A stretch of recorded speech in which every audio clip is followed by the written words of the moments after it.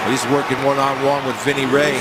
Vinny Ray's actually in good position, but Ebron runs so well. Here's Ray right here, excuse me. Ebron runs so well that Matthew Stafford throws the perfect pass to only his guy gets it. Perfect touch, that's what Matthew has. He has the fastball that he can throw the touch ball when he needs it to Ebron. His most trusted receiver, I think, the second half of the season. Tion Green checks into the backfield. 10th play of this drive. Lions need a touchdown to take the lead. And Green will find the end zone. Tion Green, his second rushing touchdown in this his 4th NFL game. And special, I'm sure, as he played his college football games right here in Cincinnati. Well, you're going to run behind your experienced side of the offensive line. These guys are going to do a great job of caving this down inside. Iloka gets cracked on. When you get cracked on, William Jackson has to replace. He's late replacing. He's too late to get there. And Tion Green finds the end zone. Good job of that left side of the line, caving the Bengals inside. Jackson late on filling for the crackback block. So now the very important point after by Prater. It is good.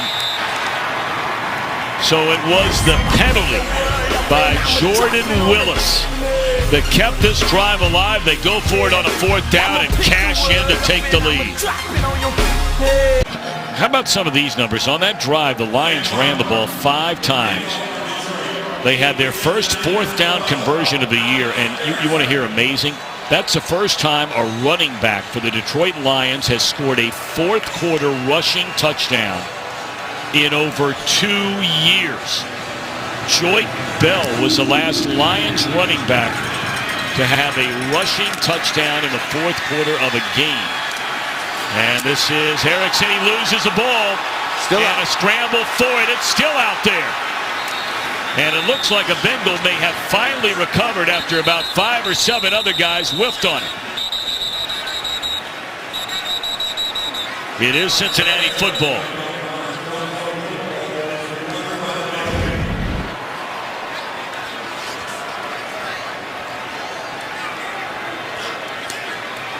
Job by Reeves Maven coming and putting that helmet right on the arm, popping that ball out.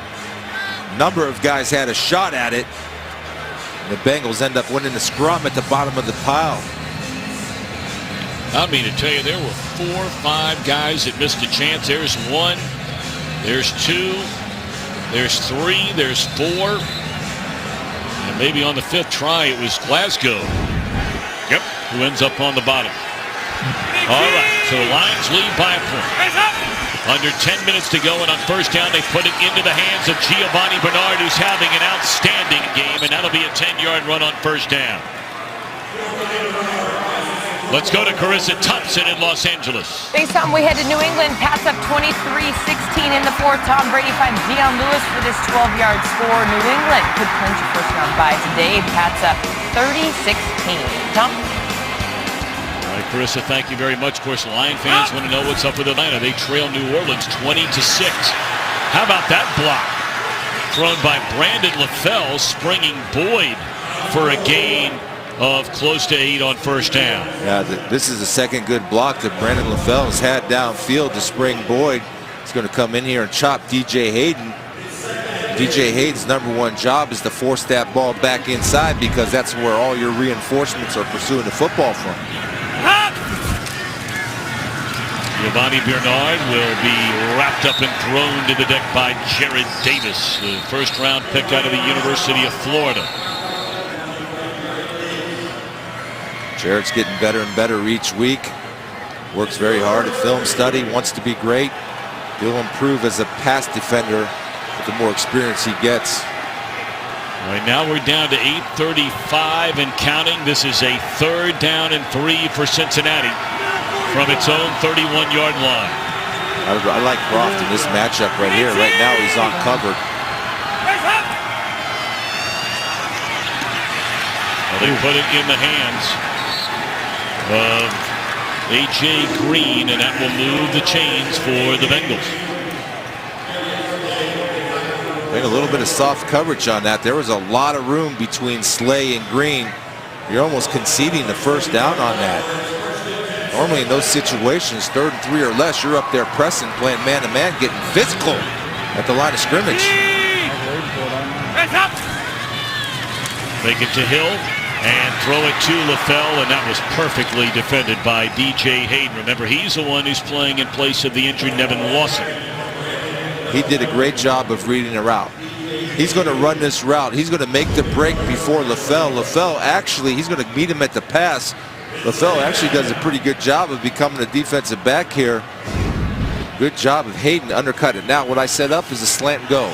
Because he had such a great break on that football, I would double move DJ Hayden off the slant and go off of that same look sometime in this ballgame. We're down to 7:49 and counting. And that delay did not fool anybody, especially Tyre Whitehead. So now a long 3rd down coming up for Dalton and the Bengals. 7:35 to go.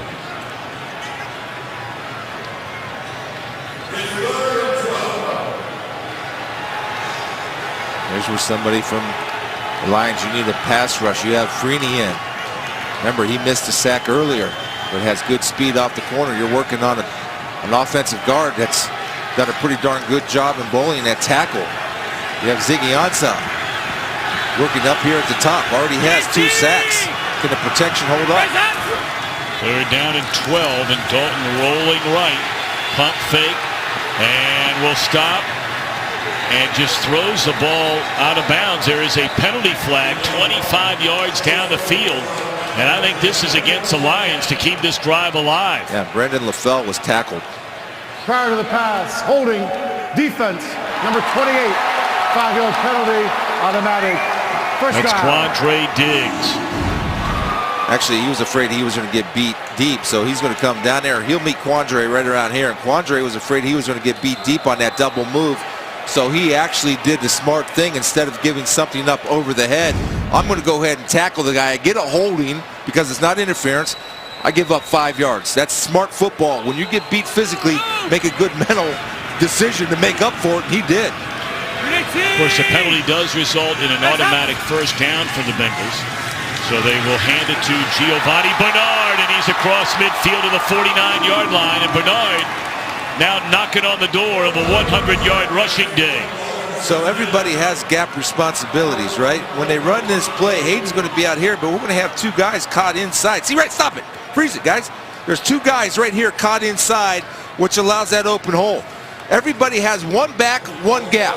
When you have 2 defenders in the same gap, that's when you open up holes and you are exploited. That's a mental error. Simple rule. If you're coaching football and you're defensive coordinator at Riverdale High, 1 back in the backfield, 1 defender, 1 gap. And now the ball in midfield and Dalton to throw it under pressure, and it's incomplete on 1st down, and another penalty flag comes in. Slay got tangled up with A.J. Green, it looked like. Pass interference, defense, number 23. Spot foul, automatic. And I'm sure so First many down. of these defensive backs, not the Diggs play a minute ago, but they have to wonder, what can I do? Well, we're going to see how egregious this interference is. A.J. Green's going to run a 7 route again on a double move, and Slay did have hold of him on the hip. It is, though. That's tough, Tom. I mean, it's all set up for offense. We know that. No doubt about those guys are at a disadvantage, and we're getting press coverage right up here. All pro versus all pro. It's a 9-yard penalty. Boy, that was a little shovel pass to the inside on Brandon LaFell, trying to get pretty tricky here, the Bengals here. I mean, this is the best the Bengals have run the ball in quite some time. It's been a dismal rushing team. Bernard has 88 yards, averaging almost 5 yards a carry. Those shovel passes look great when they work, but they look dreadful when they don't. They were trying to set it up because of the Gio Bernard success running that same type of look and trying to get the defense overflowing, hit the shovel pass in the middle. Now a little delay to Bernard. He's hard to find in there. And he has a carry down to the 32, and depending on where they spot it, he'll be a yard or 2 short of the 1st down. Now I always used to say, give me Herschel Walker. Give me Bo Jackson. Don't give me Barry Sanders, because at least I could see those guys when they're coming through the hole. You get behind those big bodies, a lot of times you're trusting that your defensive linemen are in the right gap, and that ball is going to bounce to you. They're hard to pick up. I would imagine you're in 4-down territory here for the Bengals, because they've not asked their field goal kicker to hit one from beyond 50 yards all year long. So naturally they throw the jump ball on a 3rd down and 3. And it's incomplete, and so they're going to give Bullock a chance to hit a 50-yard field goal for the first time all year long. Well, the ball's underthrown. Right there, A.J. Green's on top of him. That ball needs to be thrown to the end zone, where his guy or no guy is the only guy that touches the ball. That ball's underthrown. Still got to ask you, though, Chris, on a 3rd down and 3. We've talked about it every week. Statistically, that is a very tough pass to complete. All right. 51-yard field goal try in his career. 5 of 11 from 50 and beyond is Bullock. And this one is good for the first time. 50 and beyond all year long for Bullock. What a time to get number 1. Still a long way to go in Cincinnati. Time in 2 years, Bullock has been given a chance to hit from 50 and beyond, and he delivers the goods. Yeah, absolutely, and makes that Matthew Prater miss seem a little bit large right now. But this is Matthew Stafford, right? You're the highest paid quarterback in the league. Playoffs are on the line. The season's on the line. You're down 2. You need a field goal to take the lead. We'll bounce through the end zone, and we're back after this message from Farmers Insurance. A year ago, Matthew Stafford set an NFL record, single-season record, with 8 fourth-quarter or overtime game-winning drives. He has 31 in his career. Did so a couple of weeks ago in Tampa Bay, and now the biggest single drive of this season starts right now for Stafford and the Lions. If they lose this game, they are out of the playoff hunt. A loss, and it's over. And on first down, that play's going nowhere. And again, it's Denard in the coverage of Golden Tate. Let's quickly go to Carissa Thompson.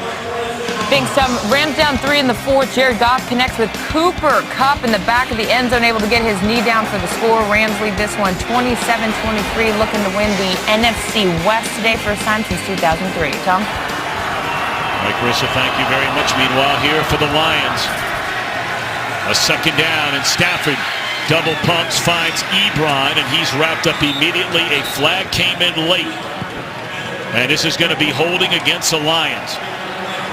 I'll tell you what's happening for the Bengals right now. Geno Atkins, 9 sacks on the year, is getting good pressure inside, good bull rushes. Offense number 62. 10-yard penalty. Replay, 2nd down. So you got to give a lot of credit to this Lions offensive line, though, with all the injuries. They've not allowed a sack in this game. Absolutely not. They've held up well, but right now, all these guys have their pass rush thing going on right now. You see the hold was right there, but I was talking about Geno Atkins, who's one of the best bull rushers. That means taking your offensive lineman, driving him to the lap of the quarterback. He's done it 2 times in a row. Let's see if he gets number 3. Working on Joe Dahl. 2nd down and 23 for Stafford and the Lions. Still a long way to go in this one at 4:04. And Stafford misses Golden Tate. And now 3rd down. When I say plenty enough time, if you're forced to punt, and you're not going to go for it 4th down here with 4 minutes to go. If you're forced to punt, you still have all your timeouts. And you'll be looking for your defense to give you one more shot. Defense needs to make a stand. If I'm the Bengals defense right here, I'm playing the sticks. Nothing overhead. Get your depth and rally up. Oh, they're playing pretty tight right now. That's fine. They might bail on the snap of the ball, so they'll show press and get out of there and make sure nothing over the head. And that looked like a false start on Barclay for a 2nd time. 62. False start. Offense number 62. 5-yard penalty. He might false start a little bit because the previous play before he got bull rushed, right? So he might have been bull rushed because you're late in your set. That time he might have jumped the gun to make sure that he wasn't going to get bull rushed again. But again, if I'm Cincinnati, I'd get plenty of depth and nothing over the top.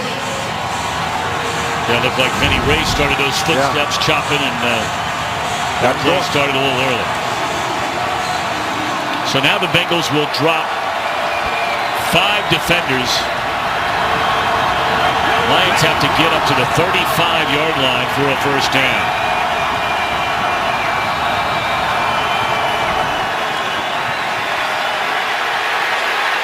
Boy, I mean to tell you, Geno Atkins is all over people. And what is that a catch? He had it momentarily and then couldn't find the handle. That was Golden Tate down there, and the ball popped into the air. It looked like he had it momentarily coming back down. He does a good job of high pointing the football, but the difference this week between any other weeks is that you see all the Bengals. Look at them, 4 Bengals rallying around the football. That was not present the previous 2 weeks, but this time 1, 2, 3, 4 Bengals coming in, stripping at the ball, and getting it down. I tell you, I am stunned that Jim Caldwell is not challenging that play. Yeah. Because after going back and looking at that replay, it looked like Golden Tate had control of the ball while he was already lying down on the ground. You're right, let's take a look one more time. Dean Blandino, we got all kinds of looks there. But that last look, it appeared to me anyway, as though he's laying on the ground and has control right there, right before it was stripped out. It did look like that, but remember, in slow motion, it's going to look like he has it longer than he really does. If you watch it at full speed, it all happens pretty quickly. He's got to maintain control on the ground for a period of time. To me, it came out pretty quickly, and I think that's a good call on the field of an incomplete pass. Okay. Good job, Dean. Landino, right on it. I'll tell you, I mean, right there, as you look right here, he's laying down on the ground, has the ball underneath his elbow, tucked in. Yep. The call will stand. There was no challenge.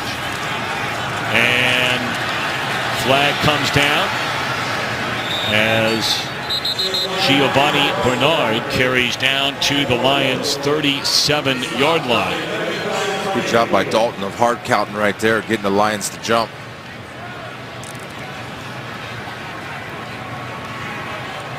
I tell you, I got to look at that one more time,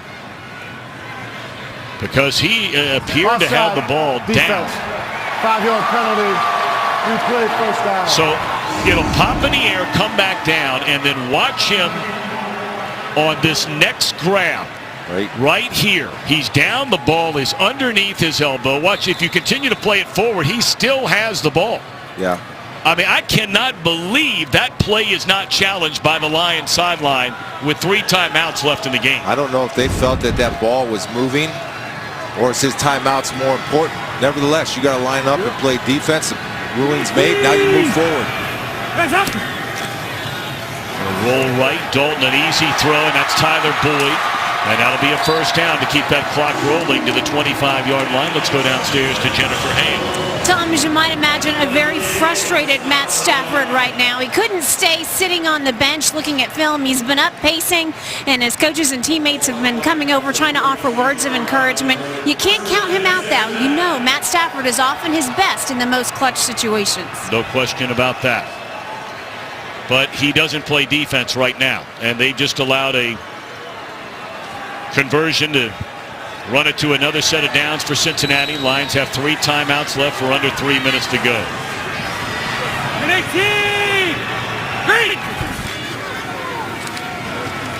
Bernard looking for running room, and that should put him over 100 yards rushing for the first time this season for Giovanni Bernard. We said before this ball game started, what an incredible comeback he's made from an ACL tear, and he's had his best game of the season here today. Let's go to Carissa Thompson once more. Just letting you guys know what's coming up next. The Seahawks getting fired up. It is a must-win game for both of these teams and a holiday gift for Cowboys fans. Ezekiel Elliott is back, midriff and all. Coming up next, Tom. All right, Carissa, thank you very much. And it is an even 100-yard rushing day for Giovanni Bernard.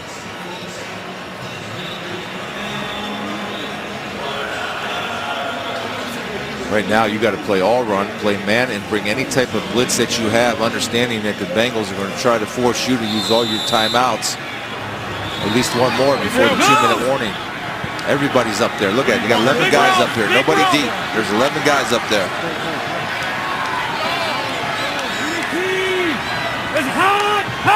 Got him again. Got him again is right. I think they got Jeremiah Ledbetter. They're Where is this the other against way. the Bengals?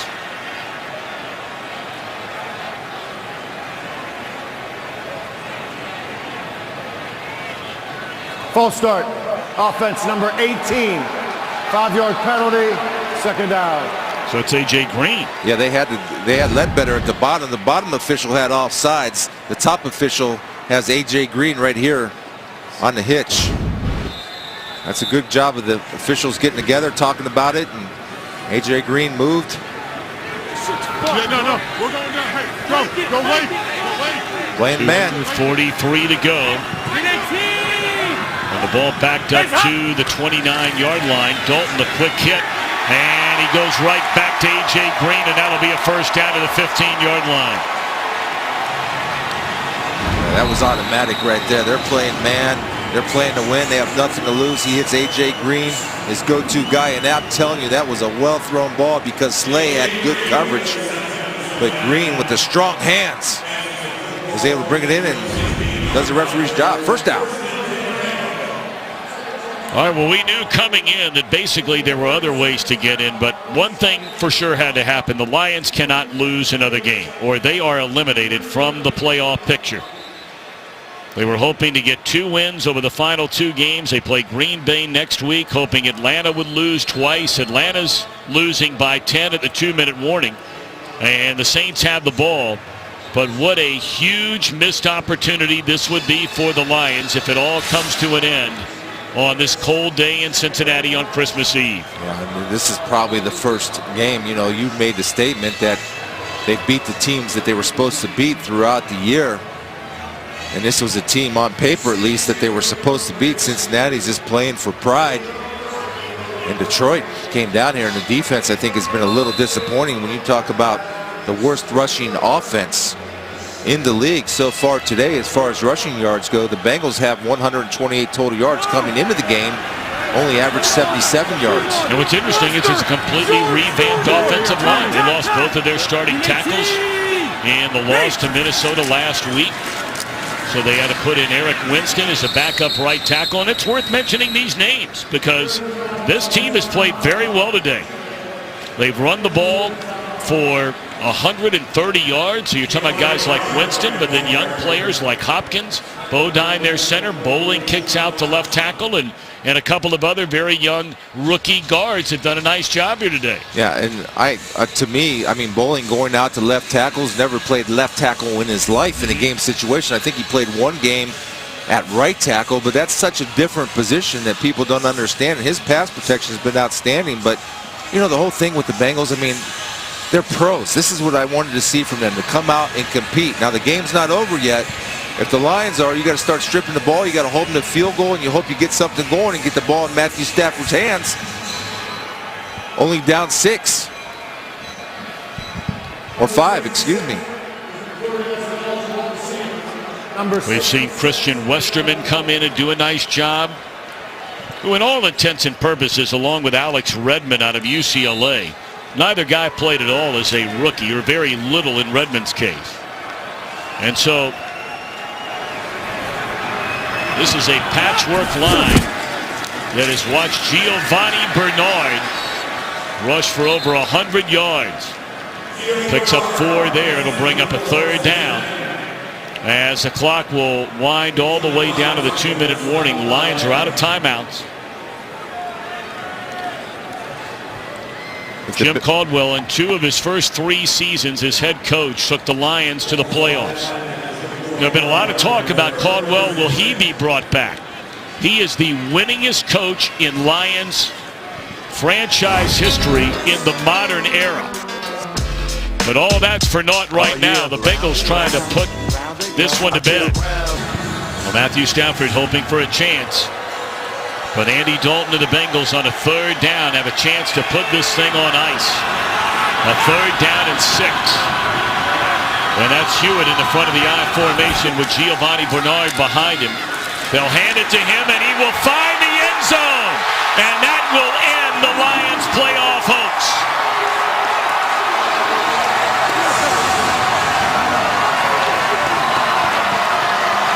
Miles Killebrew. He's got to turn this ball inside or linebackers don't scrape outside. Somebody's always responsible for contain. We have all these guys inside the gap. Nobody's doing their stop it. Freeze it. Stop. 2 guys, 3 guys in the gap.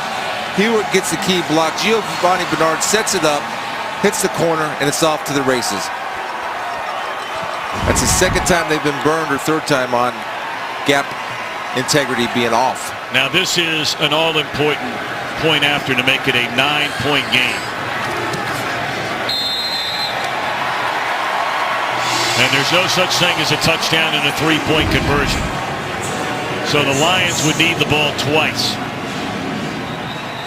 What a game it's been for Bernard. We said from the very beginning, if there is one player in this Bengals franchise that I think even opponents would look at, and yes, there's A.J. Green and Geno Atkins, Pro Bowlers every year. But when this guy was carried off the field at the end of November last year with a shredded ACL, nobody thought in a million years, the first day of training camp in July, he would be ready to go. And he was at 100% and has been so infrequently used until these last 3, 4, 5 weeks. And is showing what he's capable of doing. And remember, he was dinged in the early part of this ball game, and he came back in and he's playing on emotion. And if this is Marvin Lewis's last game here at Paul Brown Stadium, Giovanni Bernard can say, "Coach, I gave you everything I had. Just look at those 168 total yards." Short kickoff, and this will be Abdullah. And he's up to the 27-yard line. And again, we check in with Carissa Thompson back in Los Angeles. Thanks, Tom. We go to Carolinas. What a game this was. Panthers down 19-15. Cam Newton drops the snap, but still able to take it in himself. Panthers leading 22-19 with 30 seconds left. They will go to the playoffs if this score holds. Tom?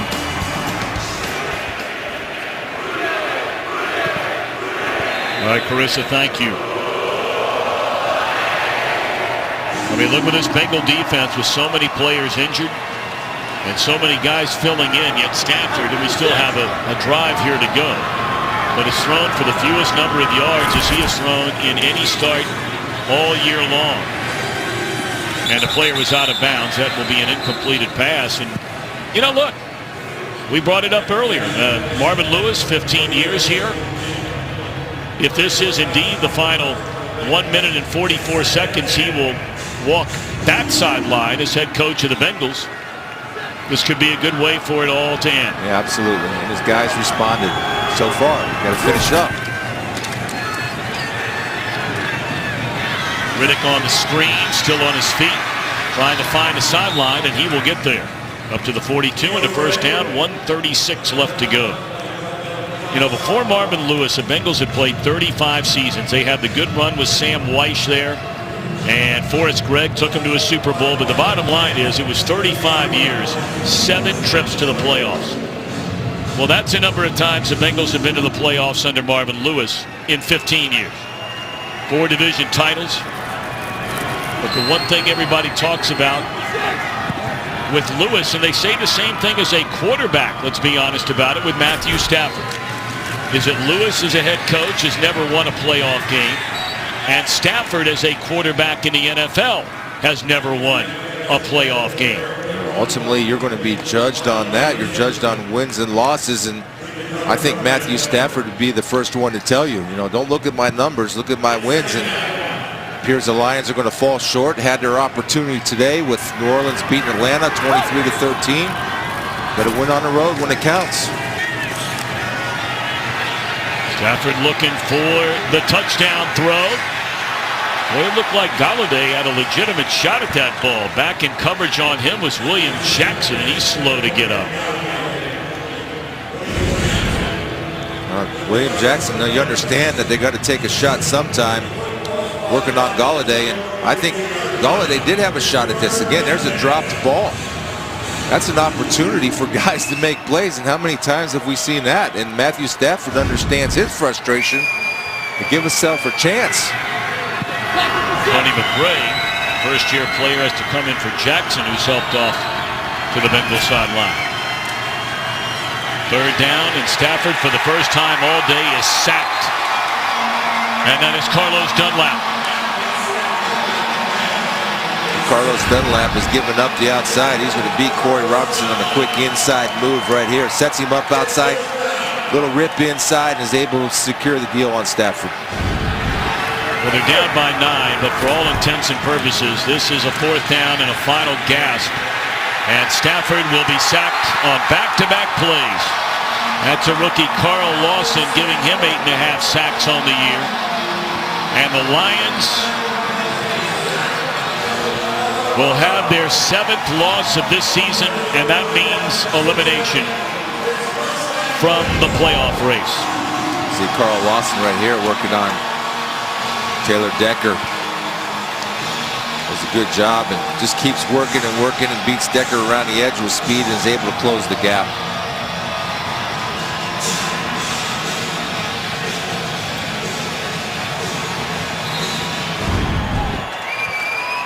Now Andy Dalton will take a knee, and they'll have to snap the football one more time. You know, Chris, I continue to go back to this play and look. People can say, you know, look, it might not have been a play that could be overturned, but we're never going to know if you don't challenge it. And when you're behind in the 4th quarter in the final 3 minutes of the game, don't you have to challenge this? He's being touched. He has control of the ball under his arm and was already lying down on the ground. I think if you have any question at all, but the thing that I would have done if I were Golden Tate, I would have helped my coach make that decision, say I had that ball to help them make the challenge. And there's a lot of things, and Dean Blandino was on saying, look, we saw that in slow motion. We didn't see it in fast motion. So a lot of factors. So it could be the final time. Marvin Lewis is here at Paul Brown Stadium as coach of the Bengals. He'll leave as a winner on this Christmas Eve. Merry Christmas, everybody. Back to LA in a minute.